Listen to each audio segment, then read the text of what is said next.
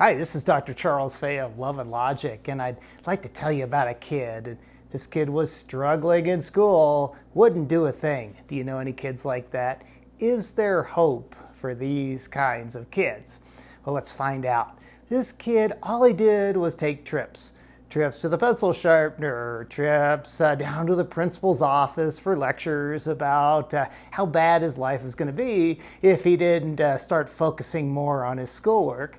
He took trips out to the hall, and he even would take trips to other solar systems in his mind where school had not been invented yet. And parents had tried everything. They tried lectures and threats and punishing, and he didn't have anything left in his room. And they tried rewards, and they tried extra tutoring, and it just didn't work. And they were so frustrated, and they went to a psychiatrist, and they talked to the psychiatrist, and I said, "Can you fix this kid? You know, what's wrong with this kid?" And the psychiatrist said, "I can give you 3 things to do. And I'd like to give you 3 things that you can do with a student or your own child who you're worried about is not doing their work or they're really underachieving." And the psychiatrist said the first thing is you got to stop fighting with the kid. In so many families and classrooms too, kids who are underachievers, they don't bring out the best in us adults, and we get into power struggles, and pretty soon the relationship is gone. And so these parents focused heavily on relationship, and they also said to this boy, "We love you regardless of the type of life you create for yourself." And there was that unconditional love, and they tried to help, and they continued to emphasize the importance of education, but they made it clear that his education was his education, and they were just there to help. And isn't that really all that we can do as parents and educators? Well, they worked on the relationship, and they ended the control battle. That's number 1. First thing that has to happen. The second thing they did was they put a big emphasis on character. The psychiatrist said, focus less on raising a great student and focus more on raising a great person. And that means that we're going to focus on helping the kid learn how to love people and in kind and caring ways, and how to contribute to the family and the community in the form of serving and doing chores. And chores are a big deal when it comes to helping kids who are underachievers. And the character part is motivational. See, the best way to help a kid feel good is to teach them and expect them to do good. That's right. The best way that we all can feel better is by doing good things for other people and contributing to the family. That's so important. The kid needs to know that they are an important and needed member of that family gang. Well, the third thing that these parents did, and it was a big one, the psychiatrist says, love him for who he is, not who you want him to become. And they did, but they hadn't done a good job of demonstrating that in the past. And both of these parents were highly educated, and they really valued education, and they weren't really into what this kid was so into. And he was into this stuff. And you know, he was born with maybe a 5/8 inch breaker bar in his hand. He loved to fix things. In fact, he'd take apart things at home just to see how they worked. Parents started to bring home junky old stuff that didn't work anymore so he wouldn't take apart the good stuff. There wasn't a toaster in sight that hadn't been taken apart, or a coffee maker, or a clock, or something else. And the psychiatrist said part of this loving people, loving kids, is you figure out what they're naturally great at, and you help them really get focused on that. In other words, you say to your kid, "I love you. And I'm going to love you, not what you do. I mean, what you do is about you. I just love you. And my job as your dad or your mom or your teacher or your coach is to help you discover what you do naturally well so that you can put the lion's share of your attention into that and turn it into a legal career." Of course, you want to throw in that legal part. But isn't that what great people do?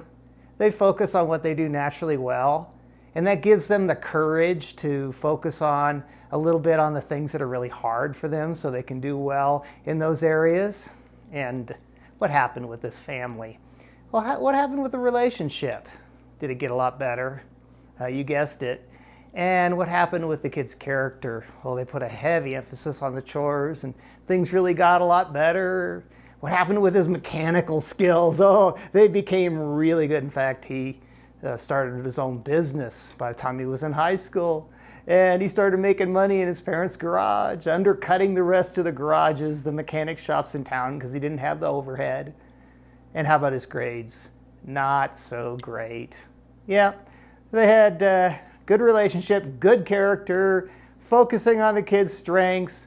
He wasn't doing drugs. He's not having legal problems, but the grades just didn't come along. And they started to realize that he did have some learning problems. And he went off and he became a mechanic, and he was really happy doing that. And well, he got kind of bored and he wanted to meet a girl, so he went down to the community college there in the local town and took classes part-time. And he didn't meet a girl, but he met the love of learning.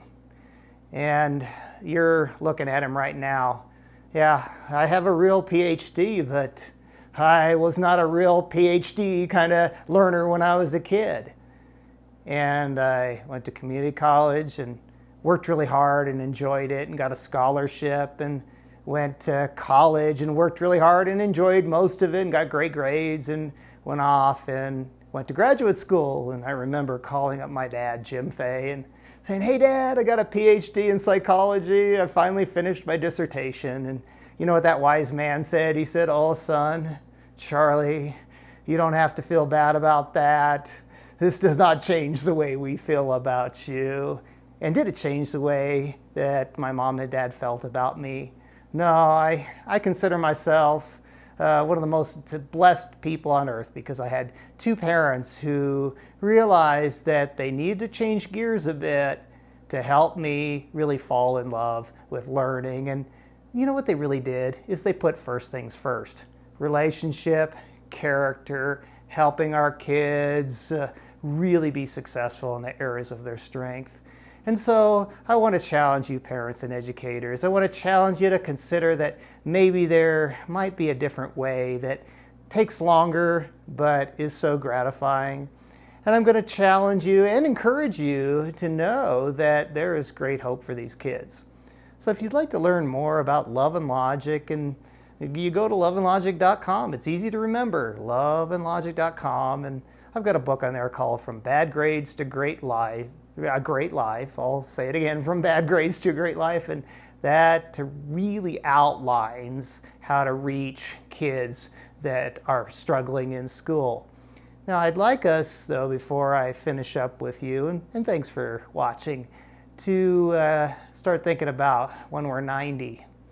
And we're thinking back about our lives and how many of us will ever regret putting a focus on the relationship with our kids and even our students, and how many of us will regret helping our kids learn to put character first. And I've never met anybody who sat back in the rocking chair when they were 90 and said, "Oh, I really should have been more critical with my kids and focused more on what they didn't do well." But no, it's those people that look back and they say, "I am so thankful that I loved the kid for who this kid is." Well, thanks for watching. I wish you the best.